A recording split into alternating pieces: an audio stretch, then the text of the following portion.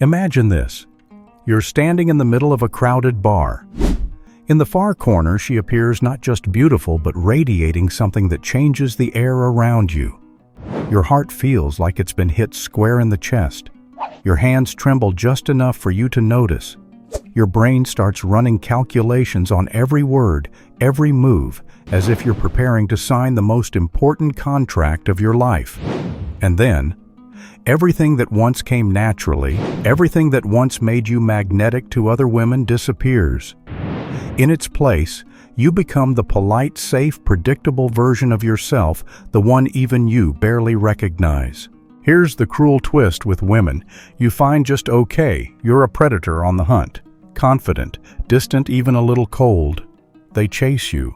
But when it's a woman you truly want, you turn into the golden retriever version of yourself, eager, instantly available, flooding her with messages and compliments. And that is exactly what kills the attraction. And the thing is, this isn't just your story.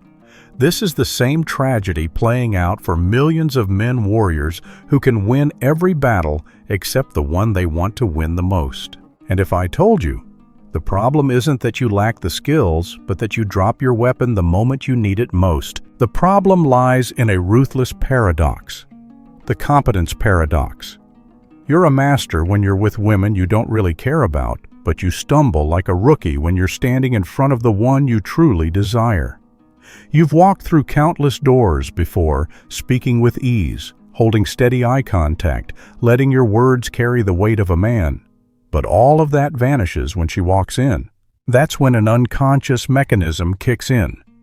I call it the Desperation Protocol. It's like a perfectly stable aircraft suddenly hitting violent turbulence the moment it enters her airspace. You start replying to her messages the second they hit your phone, praising her like you're writing free advertising copy. And worst of all, you shift from being the man who chooses her to being the man who needs her. And in this game, need is blood in the water, except it doesn't make her hunt you. It makes her run. Why is this paradox so dangerous? Because it doesn't just make you fail once it creates a loop. You succeed with the women you don't want, but fail with the ones you do. The result: you end up in shallow relationships that don't move you or chasing a mirage of the special one you can never quite reach. You think you need more skills? No, you already have them. The problem is you lose access to them when you're standing in front of the strongest pull you've ever felt. It's like a warrior who's defeated countless enemies bare-handed, but when he meets his greatest rival, he ties his own hands. And the deeper cause? It's the belief in a seductive illusion, the idea that women you rank higher demand a different, more polite, more worshipful approach. The truth: that's the very blade you press against your own throat. And I'm about to show you exactly why. It's this illusion, the hierarchy illusion, that has killed more opportunities for men than they'll ever realize. You mentally divide women into tiers. With the ones you find merely cute, you're relaxed, playful, even a little challenging. But with the ones you see as out of your league, you slip into a mask of politeness, restraint, and worship. You think you're showing respect? No. You're telling her without saying a word, I know you're above me, and I'll work hard to earn my place. That's when the game ends before it even begins. Women, especially those who've lived their entire lives surrounded by admiration, aren't looking for another man to kneel before their beauty. They've heard enough compliments. They're used to worshipful eyes. What they crave is a man who makes them feel wanted as a living, breathing human being, not as a statue on a pedestal. But here's you convinced that upgrading your target requires upgrading your behavior. More romance, more gifts, more attentive texting. You think you're climbing, but in truth, you're stepping down. Because every time you raise her above you, you lower yourself beneath her. And in this universe, no one is drawn to someone who's too far below them. The trap here is believing that women in different tiers operate under different rules. The truth: they all respond to the same set of triggers: unshakable confidence, unapologetic desire, and just enough distance to make them reach for you. You've already done this with the women you considered ordinary, and it worked. But when you meet someone special, you abandon your own winning formula. Never forget, you don't need to become someone else when you meet her. The only difference should be in how much you want her, not in how you present yourself. Because the moment you change your behavior to match your emotions, you've left your battlefield and stepped onto hers. And on that ground, you will always lose. But here's the cruelest twist. This illusion doesn't just make you weaker, it pushes you straight into another trap. A trap built on a false sense of safe and dangerous, one that strips away your edge before you even realize it's gone.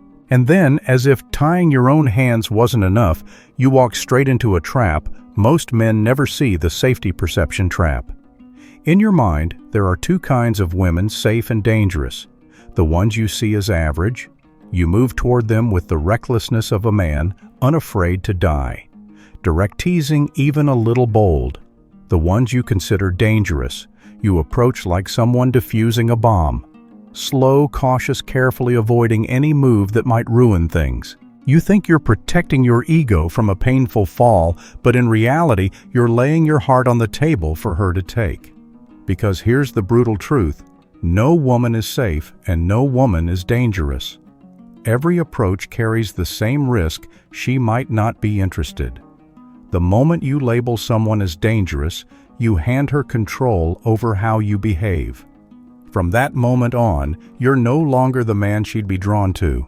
And here's the irony, getting rejected by someone you see as beneath you often hurts more. Why? Because you can't rationalize it away with a value gap. All that's left is the raw fact that you failed where it should have been easy. Worse, this trap warps your entire strategy. With safe women, you invest minimal effort, but use your most effective behaviors, and it works. With dangerous women, you invest maximum effort, but choose the least effective behaviors, and it fails. You become a master at winning relationships you don't care about, and a lifelong amateur at the ones you crave. A true warrior never chooses how he wields his sword based on whether he likes or fears his opponent. He uses the same blade, the same stance, whether facing an unknown soldier or a legendary general. And in this game, the man who wins is the one who can hold the same presence, whether his heart is calm or pounding like war drums. But to do that, you have to face an even harsher truth. A woman's standards don't change with her looks. And if you're not ready to swallow that pill, you'll keep living in the illusion until it swallows you whole. You've probably believed that less attractive women are easier, that they'll lower their standards to be realistic about their own value. But if you believe that, I'm sorry, you've just bought a first-class ticket on the Standards Equalization Express. The cold truth is this: a woman's standards don't drop just because her looks do. Inside the list of what draws her an unwavering confidence, sexual presence, and a touch of mystery stays exactly the same, no matter where she lands in your so-called ranking. And here's the twist of the knife. The women you think are more approachable are sometimes harder because they get more attention than you realize. The swarm of men who see them as the safe option is the very thing that makes them more selective. That's why the practice with them first plan often ends in embarrassment. You face the same level of selectiveness, but without the mental preparation for rejection. Once you understand this, you see the golden rule. All women respond to the same set of triggers: consistent confidence, direct desire, and just enough emotional distance to make them move toward you. It doesn't matter if she makes your pulse quicken or barely moves the needle. The formula stays the same. And if you've already applied it successfully with the ordinary, you can apply it to the ones who keep you up at night if you can hold your ground. That's where confident detachment comes in, separating the emotions you feel inside from the behavior you show outside. On the inside, you can be drawn to her, want her, imagine an entire future with her. On the outside, you stand as if you'd be completely fine if she vanished tomorrow. You don't need her to feel whole, and that is exactly what makes her want to step into your world. The problem is, when it's her, you won't naturally hold this frame like you would with someone you're neutral about. You have to train it like training a combat reflex so that in the heat of battle, your body and mind act on principle even when your heart is trying to leap out of your chest. And that's when the final question appears. Are you ready to become the man who can hold his presence even in front of the woman who makes you forget how to breathe?